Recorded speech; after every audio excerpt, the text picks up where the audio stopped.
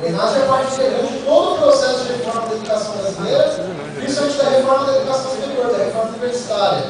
Então ele vem para justificar esse modelo de ensino que está colocado, o modelo que a gente estava colocando, que acaba formando um profissional mais precarizado e que vai ser cada vez mais explorado no mercado. Então, fazer essa prova significa o quê? Ir lá, fazer a prova, garantir que a sua universidade tenha uma nota boa. Para quê? Para falar que a sua universidade tem uma nota melhor do que o seu coleguinha do bairro, porque você tem uma rivalidade, sei lá, entre a USP e a Unifesp, outra fundação e a Federal do Sul. Tipo, beleza, isso soma o que para a sociedade? Assim, na boa, isso reflete em melhores condições de atendimento, isso reflete uma melhoria do sistema de saúde do país, isso garante melhores condições de vida para toda a população? Na minha opinião, não. Na minha opinião, uma avaliação que não visa a transformação desses problemas da sociedade, ela deve ser no mínimo ignorada e boicotada.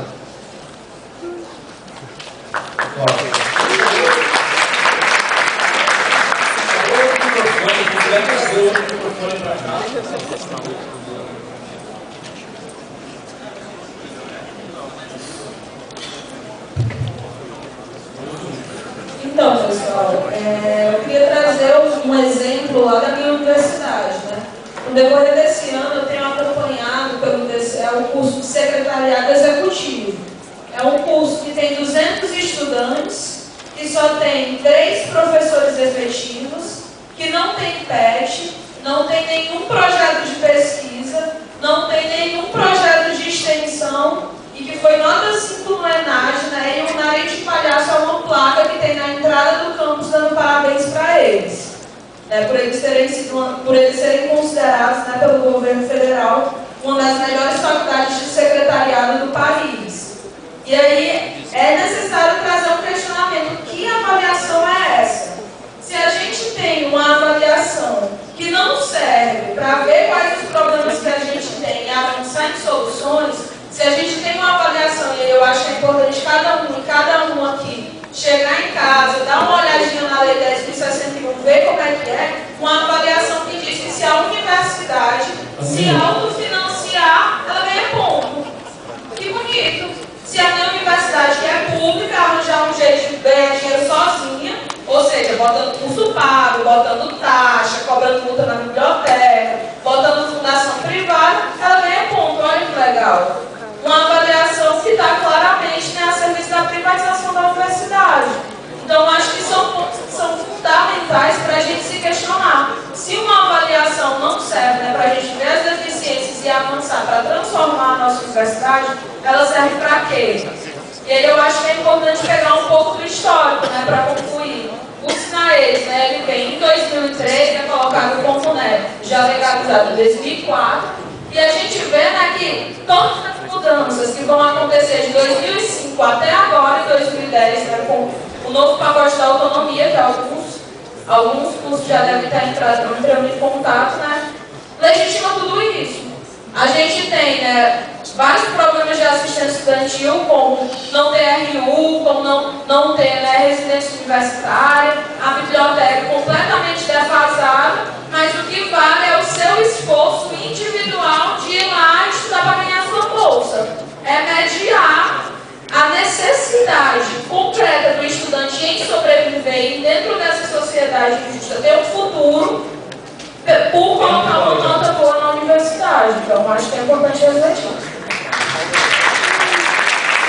Boa tarde a todos. Meu nome é Gregory, eu sou o coordenador do Diretório Acadêmico Levi Ramos, da Universidade de Caxias do Sul. E, como alguns aqui, ao contrário de outros, a minha universidade é uma universidade comunitária. Ela tem uma gestão que é compartilhada pelo poder público e pelo sistema privado.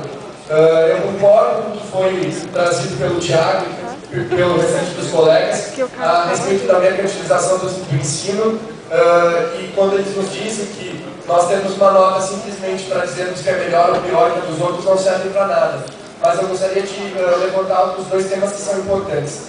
O primeiro deles é que eu acho que é fundamental um país com mais de 180 cursos de medicina tem uma forma de avaliação. E realmente essa não é a melhor forma, mas a gente tem que começar a discutir uma forma de avaliar esses cursos, porque nós não podemos estar oferecendo para a nossa população profissionais que não estejam capacitados para atuar como médicos. E depois disso eu gostaria de dizer também que a minha universidade, como tem uma gestão compartilhada e como as outras universidades privadas ou comunitárias, nós temos que pensar também, a minha universidade, por exemplo, teve nota 4 no último ENAD. E se dessa vez nós boicotarmos o ENAD e tivermos nota 1, nós corremos o risco, por sermos uma universidade privada, do nosso coordenador do curso e de grande parte dos nossos professores que têm feito um bom trabalho conosco serem demitidos pelo poder privado. Então eu acho que esse também é um recado que as universidades privadas têm que pensar. Se os seus coordenadores do curso e os seus professores estão fazendo um bom trabalho, no caso das universidades privadas, venham a ser demitidos e punidos por uma medida inconsequente que nós venhamos a tomar. Então eu acho que sim, que tem que se discutir o ENAD, mas principalmente para as universidades privadas, eu acho que essa não é a melhor forma, boicotando o exame, porque isso pode acarretar que a gente coloque uma corda no pescoço de pessoas que nada têm a ver com essa decisão e que estão lutando da melhor forma possível para que nós tenhamos uma educação de qualidade.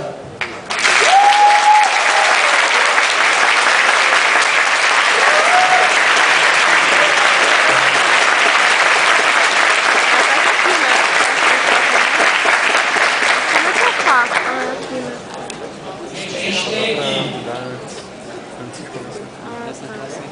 12 inscritos, tá? Eu proponho que eu encerrar as inscrições na fala do Felipe. Alô, bom dia. Meu nome é Felipe, eu sou diretor de residência do Roberto Mendonça, da UFAM, e eu gostaria de frisar um pouco o que o Gregory também acabou de falar sobre achei muito boa a apresentação. Eu, particularmente, acho que foi um pouco parcial quanto ao ENAD. A minha faculdade, como alguém já falou, é conceito 2. E eu, particularmente, acho que boicotar não é a melhor situação. Eu sei que é uma ideia que parece predominar do que eu já conversei, mas na verdade é conceito 2, eu falo de novo. Se a gente tirar o conceito ruim outra vez, a gente está estado a fechar o vestibular, prejudicar muito mais a faculdade, punir pessoas que não têm nada a ver com o que ele acabou de falar. E, por exemplo, tem alguém mais aqui da UFAM? Tem alguém aqui da UEA, a estadual? Tem alguém aqui da Newton Lins, a particular? Isso. A UFAM é conceito 2. A estadual não faz ENAD. E a particular já foi fechado o vestibular. Então, eu particularmente, prefiro que a gente invista em capacitar os alunos a fazerem o ENAD, porque é melhor para mim, pelo menos. De novo, eu não estou falando pela minha universidade, eu falo por mim mesmo, que estou sozinho aqui.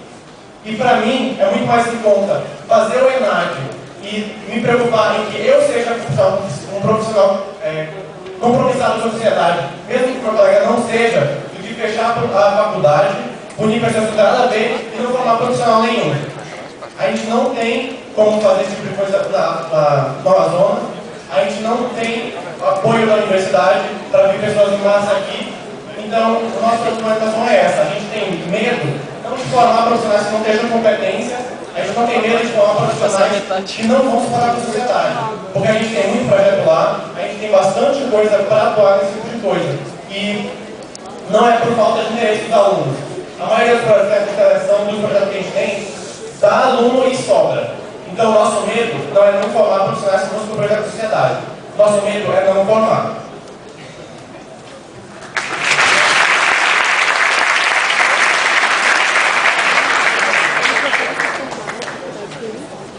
Próxima fala, Leonardo. Lembrando que tem que encerrar as inscrições.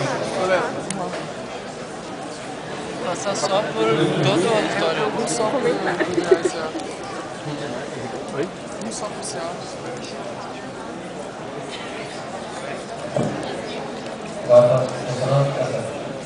Boa tarde a todos. Eu sou Leonardo, secretário de Oswaldo Cruz, de São Paulo. Eu sou aluno, eu vim aqui hoje para ouvir, basicamente, conhecer um pouco do movimento acadêmico, alguns estudantes, depois falar na frente de gente.